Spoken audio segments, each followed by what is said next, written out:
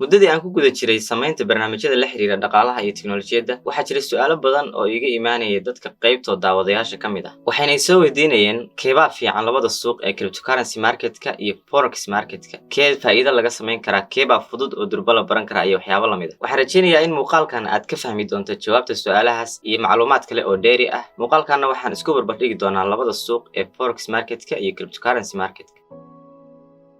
ganacsiyada online-ka ah gaar ahaan financial marketska ama suuqyada maaliyaddu aad bay u badan yihiin laakiin bulshada Soomaalida ah ee ku jirta suuqyadaas ama isku dayayba waxa kaliya inta badan focus-ka saaraan labada suuq ee cryptocurrency-ga iyo currency marketka way jiraan dabcan dad kale oo Soomaali ah oo ku jira suuqyada kale ee maaliyadda laakiin aad bay u yar yihiin marka loo eego suuqyadan labada ah ayaan ka hadlayno inta aynaan guda gelin isbarbardhigga labadan suuq waxaa laga yaabaa qayb ka mid ah daawadayaashu inaysan fahamsanayn labadan suuq waxay kala yihiin aan sharaxaad yar ka bixino aan ku horeyno currency marketka ama forex-ka waa suuqa sarifka lacagaha qalaad dadka suuqan ka shaqeeya waa sariflayaal waxa Soomaalidu u taqaano waxayna ka faa'iideystaan farqiga u dhaxeeya isbeddelka qiimaha ee gacanta hore iyo gacanta dambe sarifka lacagta currency marketka ama forex waa suuqa ugu weyn caalamka gaar ahaan suuqyada maaliyadda marka la eego wax kasta oo ku saabsan dabcan halkan kaga hadli karno waxaan isku dayi doonaa inaan barnaamijyo kale ka sameeyno asaga dhanka kale suuqa cryptocurrency marketku waa suuq aan taariikh ahaan muddo aad u sii fog jirin oo dhowr iyo 10 sano jir ah macnaha wuxuu dhawaan ku soo biiray suuqyada maaliyadda waana suuqa lacagaha digitalka ah ama aan computerka soo dhaafin kuwaas oo la filayo inay bedeli doonaan mustaqbalka lacagaha caadiga ah ee aan hadda isticmaalno laakiin sanadahan dambe waa mid ka mid ah waxyaabaha loogu hadalhaynta badan yahay marka la joogo dunida dhaqaalaha iyo maalgashiga taasi oo ka dhalatay markii uu dardar xoog leh la soo baxay oo dadka qaybtood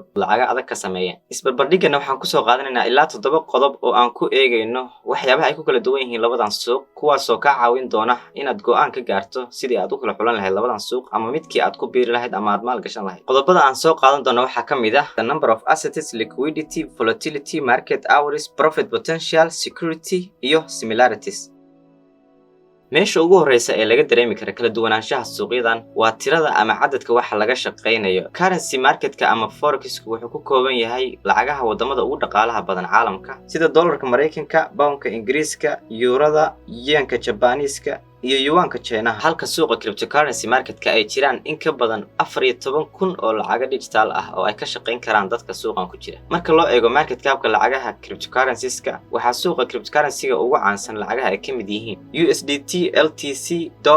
ETH, ADA iyo kuwa kale oo badan si aad u fahanto market cap-ka lacagaha cryptada ah iyo waxa uu uga dhigan yahay daawo muuqaalkan laakiin waxaa xusid mudan in Bitcoin ay tahay lacagta ugu sareysa marka loo eego awoodeeda suuqa caanimadeeda market cap-keeda iyo waliba isticmaalka sidoo kale marka laga soo tago Bitcoin Ethereum Binance Coin Solana iyo Cardano ayaa ah lacagaha aadka looga shaqeysto suuqan cryptocurrency marketka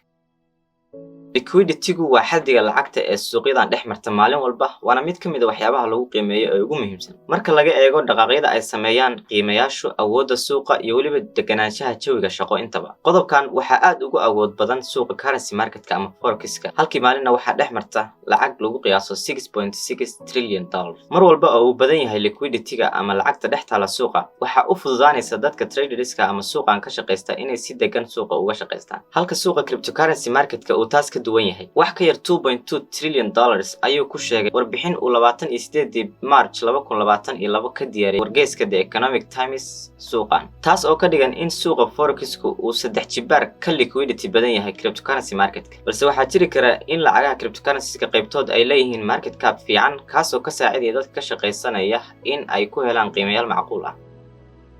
volatility-gu waa isbeddel degdeg ah ama lama filaan ah oo ay sameeyaan qiimayaasha suuqyada maaliyaddu isbeddelkaas oo keeni kara in qiimayaashu ay si degdeg ah oo lama filaan ah ku gaaraan meeshii ay joogeen meel in badan ka hooseysa ama ka sareysa volatility-gu dabcan waa seef laba af leh haddii uu suuqa u dhaqaajiyo dhankii aad ugu jirtay dabcan faa'iido badan ayaad ka sameyn kartaa suuqa cryptocurrency marketka ayaa aad ugu badan qodobka volatility-ga taasoo ka dhigaysa inuu ka khatar badan yahay sidoo kalena uu faa'iido aad u badan ku siin karo haddii uu suuqu aado jihada aad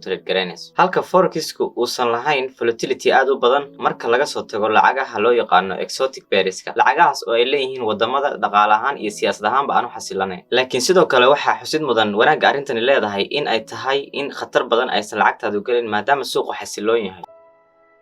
qodobka afraad ee aan isbarbardhigana ku soo qaadanayno waa saacadaha shaqada ee suuqyadan shaqeeyaan. Cryptocurrency marketku wuxuu furan yahay 24 saac 7 beri ee asbuuca, halka suuqa forexku uu taas ka duwan yahay oo uu furan yahay 24 saac 5 beri oo ka mid ah asbuuca. Arrintan ayaa ah farqi aad u weyn runtii marka loo eego hab nololeedka dadka suuqyadan ka shaqeeya. Dadka ka shaqeysta currency marketka ama forexku waxay heli karaan maalmo uu suuqu xiran yahay oo ay shaqada ka nastaan, halka kuwa ka shaqeeya suuqa cryptocurrency marketku ay kaliya fasax ayagu samaysteen ay heli karaan balse suuqu marna uusan fasax siinaynin. Waxaaba dhici karta in maalmaha fasaxyada ay suuqyada cryptocurrency-gu sameeyaan dhaqaaqyada ugu badan.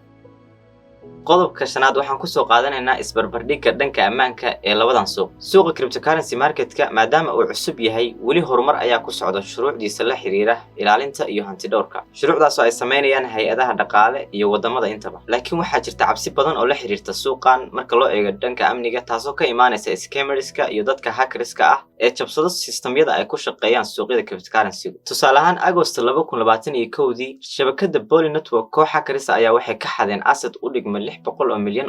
inkastoo 2 asbuuc kadib ay hackers kale ka soo celiyeen lacagtaas. Taas beddelkeeda suuqa forexku waa mid aad loo ilaaliyo amnigiisa, waxaana yar khatar amni oo dhanka hantidooda ah inay wajahaan dadka ka shaqeeya suuqan. Waxaase xusid mudan in ay muhiim tahay in qofku uu iska hubiyo taariikhda iyo sharciyada waddanka uu ka diiwaan gashan yahay brokerka qofka uu iska diiwaan gelinayo. Maadaama in badan uu soo shaqeynayo suuqa forexku, waa industry aad u horumarsan lagana cirib tiray inta badan tuugada iyo dadka scammerska ah. qodobka ugu dambeeya oo uu qodob ka dambeeyo waxaan ku eegaynaa heerka faa'iido ee labada suuq ama profit potentialka. Volatility-ga oo ah qodob aan hore uga soo hadalnay, marka loo eego suuqa cryptocurrency marketka wuxuu dadka siin karaa faa'iido aad u fara badan haddii dhanka ay u trade garanayaan uu suuqa u kaxeeyo. Booska volatility-ga waxaa suuqa forexka ugu jira isagana wax loo yaqaano leverage ama awood dheeri ah in la siiyo akoomada yaryarka ah. Si la mid ah volatility-ga ayuu leverage-kuna yahay seef laba af leh oo kordhin karta faa'iidada iyo khasaaraha labadaba. taas micnaheedu waxay tahay maadaama labada suuq ay leeyihiin leverage badan iyo volatility badan, heerka faa'iidadu wuxuu noqon karaa mid ku xiran sida qofkaasi uga shaqeysanayo iyo fursadaha uu helo. Dabcan nasiibka xataa uu saacidi kara marmar. 6 qodob ee hore aan ka soo hadalnay labada suuq waa ku kala duwan yihiin. Qodobka ugu dambeeya ee toddobaad waxaan ku soo qaadanaynaa similaritiska ama waxyaabaha ay ka siman yihiin labadan suuq. Dadka traderska ama sida maalinlaha uga shaqeysta labada suuqba ujeedkoodu waa inay helaan faa'iidooyin waqti gaaban ah. Labada suuq waxay ka siman yihiin khatarta ka dhalata qiimayaasha isbedelaya, waxaana saameeya wararka iyo dhacdooyinka adduunka. Labada suuqba waxay kaaga baahan yihiin inaad barato technical analysis iyo fundamental analysis si aad go'aamo u gaarto oo aad wax uga faa'iideysato. Ugu dambeyn, labadan suuq oo aan isbarbardhignay iyo dhammaan suuqyada maaliyaduba si aad uga faa'iideysato waxay kaaga baahan yihiin faham qoto dheer inaad ka haysato sida u shaqeeyaan, khidadaha looga faa'iideysto iyo istiraatiijiyado joogteyn kara faa'iidada aad sameynayso.